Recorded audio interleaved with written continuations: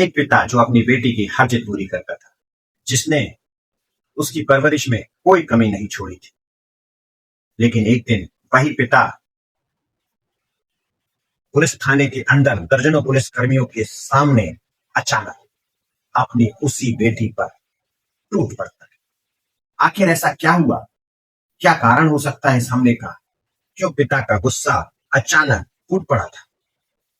या फिर पिता के अंदर पिछले कुछ दिनों से कुछ ऐसा पल रहा था जिसने इस खौफनाक मंजर को अंजाम दिया?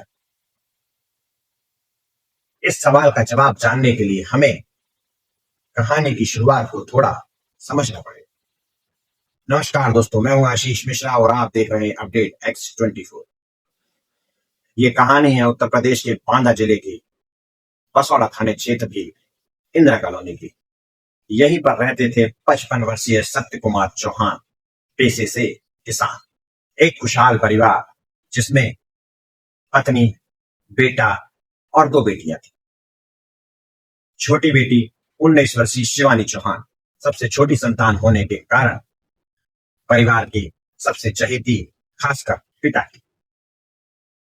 पिता बेटी की हर जिद, चाहे वह छोटी हो या बड़ी, पूरी करता था और हर पिता की तरह चाहता था कि उसकी बेटी आगे बढ़े, पढ़ाई करे और जीवन में हर वो मुकाम हासिल करे जिसे वह खुद नहीं कर पाया। समय बीतता है, लेकिन शिवानी की रुचि पढ़ाई से हटती जाती है और एक दिन वह स्कूल छोड़ देती और इसके बाद वह अपनी माँ का घर के काम में हाथ बटाने लगती है। इसी बीच उसकी मुलाकात पड़ोस में रहने वाले 21 वर्षीय ललित वर्मा से होती है। धीरे धीरे मुलाकात दोस्ती में बदल जाती है। वे दोनों मिलने लगते हैं, पहले एक दिन, फिर 2 दिन, फिर लगातार। मतलब अब उनका हर दिन मिलना होने लगता है और फिर यह दोस्ती प्यार में बदल जाती है। दोनों अलग अलग समुदाय से थे, फिर भी दोनों ने एक दिन साथ रहने का फैसला कर लिया। उन्हें पता था कि दोनों के रिश्ते को दोनों परिवार अपनी मंजूरी नहीं देंगे। समय बीतता गया और अब दिन था 18 मई 2026, जब शिवानी अपने घर से गायब हो गई। अब दिन था 18 मई 2026, जब सुबह सुबह शिवानी अपने घर से गायब हो गई। दोपहर हुई, शाम हुई, लेकिन शिवानी का कोई अता पता नहीं लगा। पिता की बेचैनी बढ़ी, रिश्तेदारों को फोन किया गया, दोस्तों को फोन किया गया, लेकिन नतीजा कुछ नहीं। शिवानी का कहीं अता पता नहीं। जैसे तैसे रात बीत गई।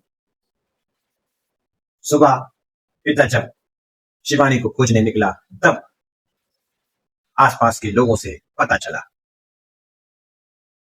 कि शिवानी की पड़ोस के ललित वर्मा से गहरी बातचीत। उसकी दोस्ती बड़ी गहरी थी, मतलब ये कहा जा सकता था कि दोनों में प्यार था। जैसे ही पिता सत्य कुमार चौहान को ये बात पता चलती है, वह समझ जाता है कि शिवानी ललित वर्मा के साथ हट गई। 19 मई को पिता अपनी पत्नी के साथ बसौड़ा थाने जाता है, जहां पर वह शिवानी की गुमशुदगी की रिपोर्ट दर्ज कराता है। साथ में यह भी बताता है कि उसे ललित वर्मा नाम का पड़ोस का लड़का भगा कर ले गया, लेकिन उसे शक था कि कहीं उसकी बेटी के साथ कुछ गलत ना हो जाए। पुलिस को शुरुआत में यह गुमशुदगी का मामला लगा, लेकिन जैसे जैसे समय बीतता है, पहले एक दिन, फिर 2 दिन, 3 दिन, फिर हफ्ता, फिर दूसरा हफ्ता, ऐसे करते करते 20 दिन बीत जाते। फिर पुलिस को सूचना मिलती है कि ये दोनों लोग मध्य प्रदेश के सतना जिले में। पुलिस की एक टीम तैयार होती है जो सतना के लिए रवाना होती है। वहां जाकर स्थानीय पुलिस की सहायता से शिवानी और ललित को पुलिस पकड़ लेती है और फिर उससे तुरंत पुलिस यह सवाल पूछती है कि आखिर तुम दोनों घर से क्यों भागे? शिवानी कहती है कि मैं और ललित एक दूसरे से बहुत प्यार करते हैं और हम साथ रहना चाहते हैं, लेकिन हम जानते हैं कि हमारे घर वाले इस बात की मंजूरी नहीं देंगे, क्योंकि उन्हें समाज, सम्मान का भय कहीं उनकी इज्जत न चली जाए। और शिवानी ने अपनी शादी के दस्तावेज भी पुलिस के सामने प्रस्तुत किए। एक तरफ एक पिता जो अपनी बेटी के इंतजार में घर पर राह देख रहा था, और दूसरी तरफ बेटी एक अलग समुदाय के लड़के से शादी कर चुकी थी और उसके साथ अपना जीवन बिताना चाहती थी। अब पुलिस यह समझ चुकी थी कि उसे क्या करना है, क्योंकि युवक व युवती दोनों बालिग थे, इसलिए पुलिस उन पर दबाव नहीं बना सकती। पुलिस सीधे उन्हें बसौड़ा थाने के लिए लेकर निकल गई। चूंकि मध्य प्रदेश सतना से यूपी बसौड़ा थाना लगभग 50 किलोमीटर की दूरी पर है, तो पुलिस तुरंत ही बसौड़ा थाने 1 घंटे के अंतराल के बाद पहुंच गई। दिन था 12 जून 2026, दोपहर 2 बजे के आसपास।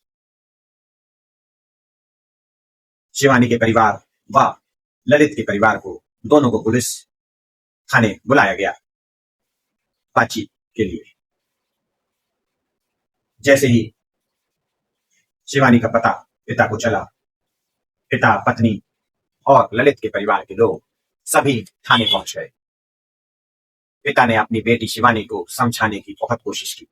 पिता ने कहा, बेटी अब भी कुछ नहीं बिगड़ा है, घर लौटा, मैं सब कुछ संभाल लूंगा। लेकिन शिवानी अपने इरादों पर अडिग थी, वह ललित के साथ ही रहना चाहती। बहुत अधिक समझाने पर भी जब शिवानी नहीं मानी, तो सत्य कुमार चौहान ने घरेलू चाकू से सीधे उस पर दर्जनों पुलिसकर्मियों के सामने हमला कर दिया, जिसमें शिवानी गंभीर रूप से घायल हो गई। पुलिस तुरंत हरकत में आई। उसने सत्य कुमार चौहान पर काबू पा लिया। शिवानी को तुरंत अस्पताल रेफर किया गया, जहां इलाज के दौरान उसकी मौत हो गई।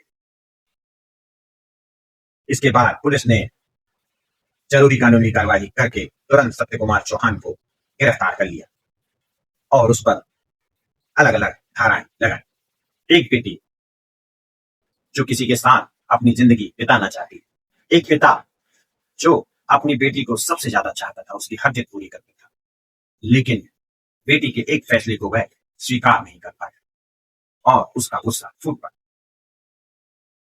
एक परिवार जो एक फैसले के कारण कुछ ही मिनटों में तबाह हो। इस मामले ने एक बार फिर कई सवाल खड़े किए। क्या सम्मान और सामाजिक दबाव किसी की जान लेने की वजह बन सकता है?